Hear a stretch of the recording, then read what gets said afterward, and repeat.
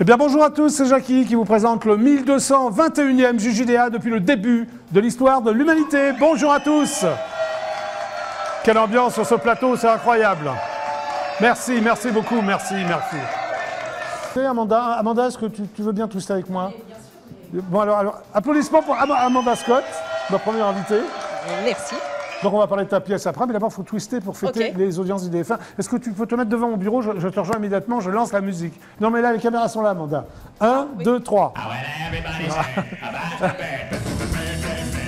Ah ouais, oulala. Ah mais je vais faire une danseuse là. Ah c'est un twist.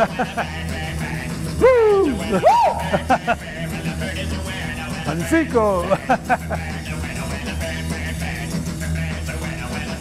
Parfait.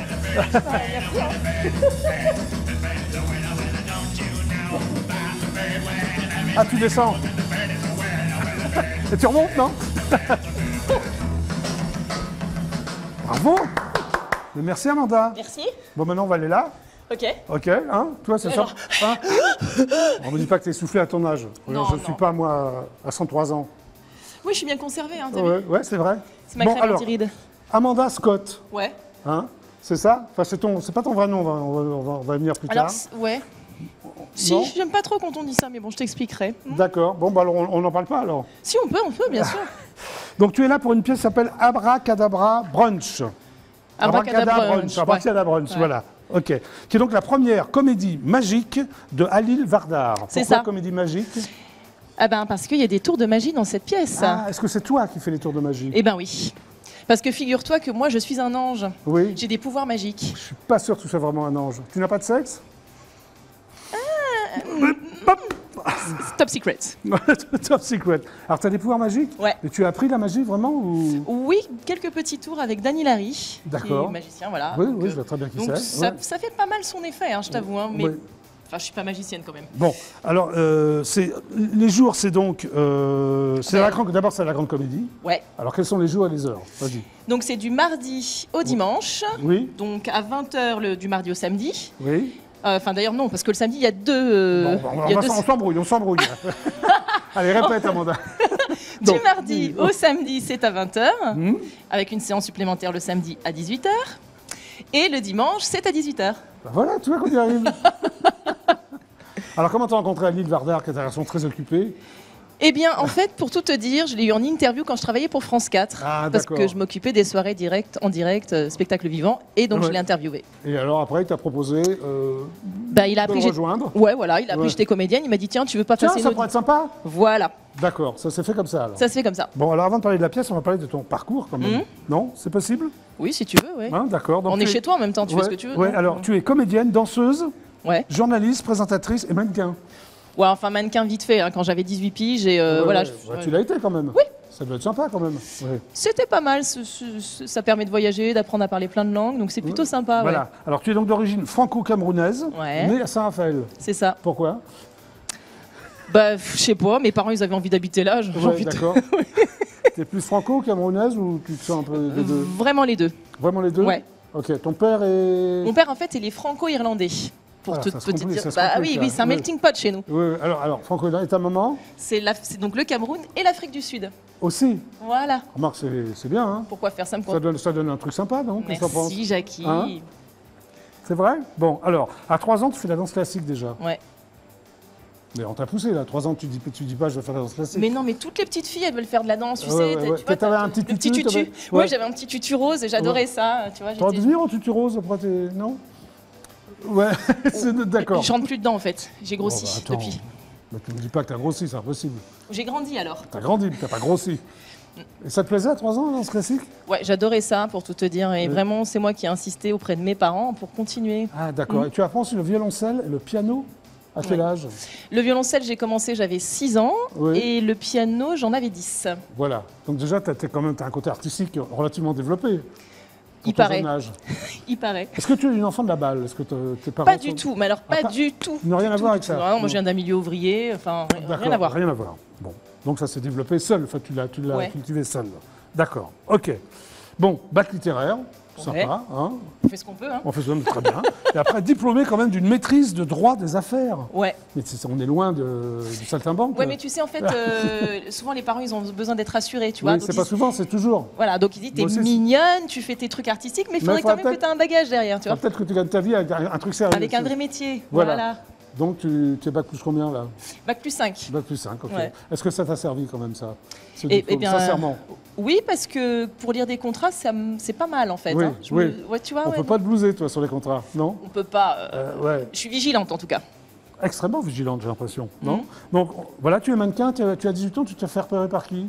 Brice Campagnon. Brice Campagnon, c'est le mec qui s'occupe de toutes les campagnes Benetton dans le monde entier. Mais t'as vu où? Dans le métro, dans la rue? Dans la rue. Ouais. Dans la rue, et il m'a dit... Toi, viens là, non? Ouais, exactement. Il m'a dit, j'aime bien tes cheveux, viens, voilà. Et il m'a dit, je ne vois pas tes cheveux, mais ils ont l'air sympas, remarque. Oui, mais tu sais, d'habitude, j'ai une énorme touffe, mais là, j'ai voulu te faire honneur, je me suis fait propre, tout ça. Pourquoi d'habitude, t'es pas propre? Je sais toujours quand je te vois à la télé, t'as l'air propre quand même.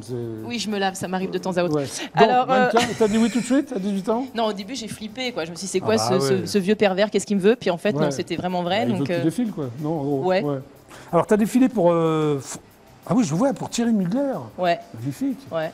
Franck Sorbier aussi. Ouais. Qui est resté un ami que j'adore, qui fait des super belles choses. Oui, je vais à tous ces défilés. J'ai redéfilé pour lui l'année dernière. Et t'as fait la campagne Benetton. Ouais. Bon.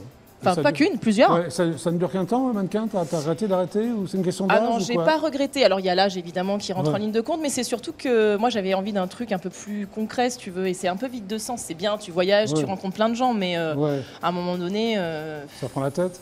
Tu gagnes beaucoup d'argent quand même, non? Ouais. Bah ça dépend à quel niveau tu le fais. Moi, ça va. À ton niveau, ouais, c'était pas mal. Je dois reconnaître que c'était pas mal. Ok. En 2004, tu rencontres Kezia Jones. Ouais. Magnifique. Non, t'es vachement bien renseigné, toi. Oui, oui. Petite présence dans un clip? Qu'est-ce que tu fais dans son clip? Écoute, c'était Beautiful Emily et voilà, il voulait 2 figures féminines et donc voilà, donc je suis à côté de lui, je danse. Et en 2005, tu deviens danseuse au Lido. Ouais. Ouais. Il paraît que c'était pas terrible, j'ai vu ça, non? Que ça t'a pas plu? C'est une période de ta vie qui t'a un peu angoissée. Ben, je t'avoue qu'en fait, je l'ai fait parce que j'avais besoin de bouffer, quoi, hein, clairement. Besoin de blé, quoi. Voilà. Oui, concrètement, écoute, voilà, on fait ce qu'on peut, hein, voilà. Oui. Et qu'est-ce qui t'a déplu? Bah, en fait, c'est un espace qui est très confiné, les loges, tout ça. Donc, il y a un truc assez lourd. Puis, c'est la concurrence. C'est les nanas, tu vois. C'est cac, tu vois. Ah, d'accord. C'est concurrence et tout ce que tu veux. C'est moyennement sympa tous les jours, quoi. Donc, tu t'es cassé, quoi. Ouais. Ok. Après, tu as fait présentatrice télé. Tu as présenté la météo sur M6. Bah ouais. Tu as besoin de blé aussi? Tu fais que le truc parce que tu as besoin de blé, toi? Non, mais attends, on va commencer par quelque part. Donc, non, c'était une bonne école. Tu t'es fait repérer où pour présenter la météo? Eh ben, c'est Nicolas Taverneau qui est allé au Lido, c'est ça? Mais pas du tout. Avec une plume. Une plume dans les cheveux. Dans les cheveux, ouais. Non, mais c'est une copine mannequin qui un jour on m'a dit tiens, il cherche une nana pas trop négroïde, qui parle bien le français, tout ça. Mais comme avec la petite négroïde, mais pas trop. Voilà. C'est ça. Ouais. Donc j'y suis allée en me disant bon, et puis contre toute attente, ils m'ont choisi. J'ai fait 1 an. Fait le keno aussi. Ouais. J'ai vu émission culinaire, tu présentais quoi? C'était pour des petits enfants, c'était pour France. C'est mignon ça. Ouais, c'était cool. Quoi, des petits gâteaux, ouais, on leur apprenait des recettes et en fait l'idée c'était de leur apprendre un petit peu, tu sais, les expressions françaises, tu sais, avoir une bonne poire, des trucs comme ça et en même temps, voilà. Et après on te retrouve au Liban. Tu présentes une émission au Liban et au Vietnam. Ouais. Mais pourquoi comme ça? Ben, en fait, ouais, mais c'est toujours des rencontres, c'est des concours de circonstances. Mais on m'a demandé, comme j'ai une formation de danseuse, etc., et de comédienne, on m'a dit tiens, est-ce que tu pourrais pas gérer des nanas Donc t'es parti. Je suis partie, j'adore voyager, donc je dis allez, why not, quoi. Okay. Bon, sauf que j'avais oublié que ce serait en anglais, donc au départ c'était. Et après tu animes un magazine sur l'art afro-carabéen pour TV5 Monde. Ouais. C'était sympa ça, non? Ben oui, dans le sens où déjà je partais tous les mois, à peu près 10 jours par mois aux Antilles, en Afrique, donc c'était sympa et puis c'était enrichissant. Alors en 2009, théâtre, Attache-moi au radiateur. Bon, déjà le titre est sympa.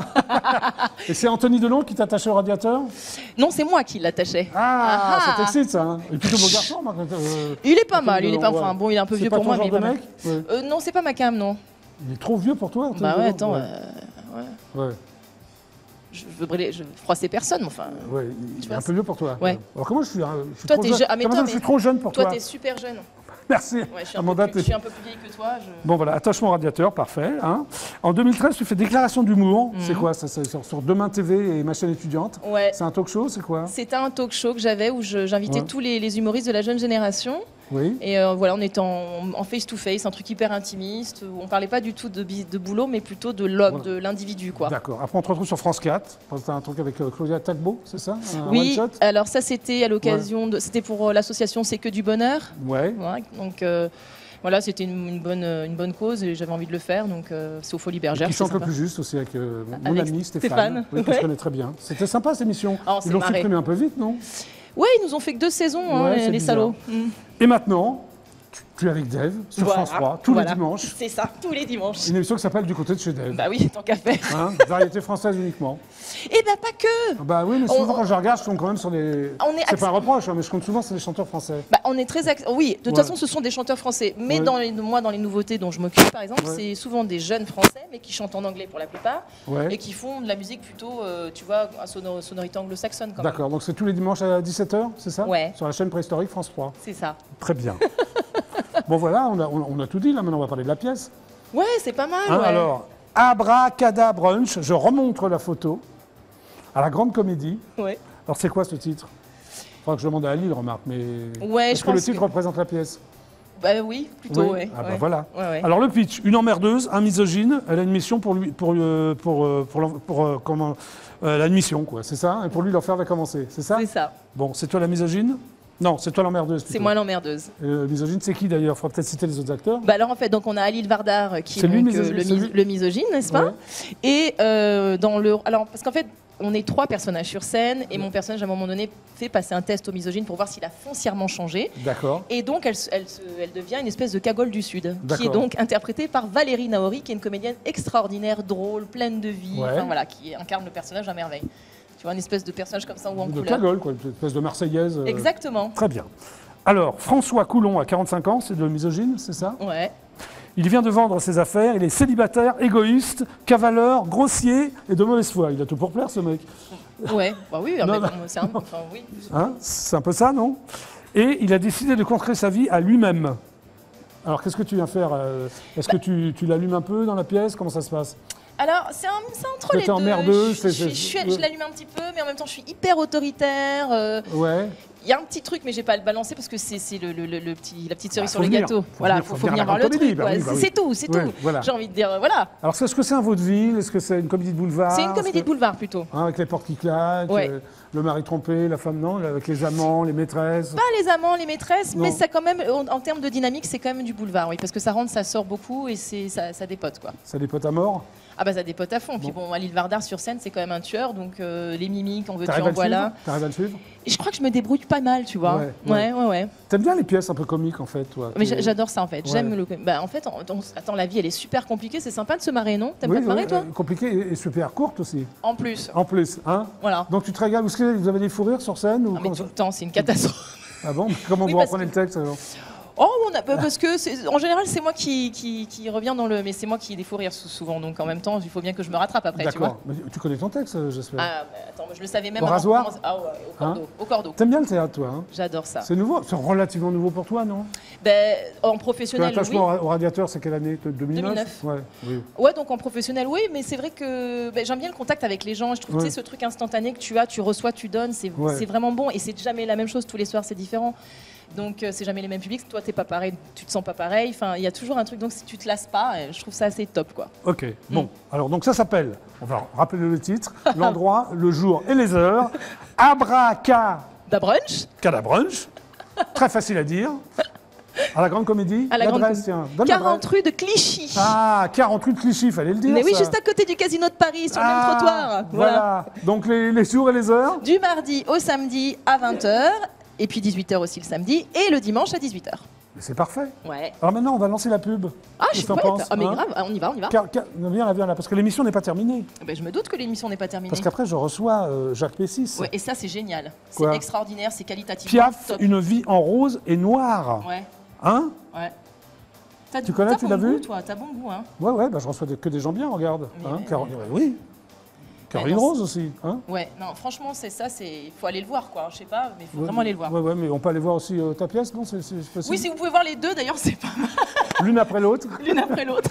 Bon, Amanda, merci d'être passée par le JDA. Merci de m'avoir invité, mais grave. Hein? Bon, d'accord. Je ne pensais pas que tu allais te jeter sur moi. J'avais envie de te rouler une grosse... Une galoche? Voilà, mais je l'ai pas fait parce qu'il y a du monde. Il y a 50 millions de téléspectateurs. Mais je sais, c'est pour ça que je me suis dit quand même... Bon. Contente-toi de lancer la pub. Regarde mon merveilleux panneau. Donc, restez avec moi. Nous sommes ensemble jusqu'à 18h24. On va parler d'Edith Piaf. Merci Amanda d'être passée par le JDA. Alors lance la pub comme tu as envie de la lancer, je sais pas. Tu as été animatrice sur TV5 Monde, au Liban, au Vietnam. Vas-y, j'écoute. Pub. C'est tout. Allez, ça va partir.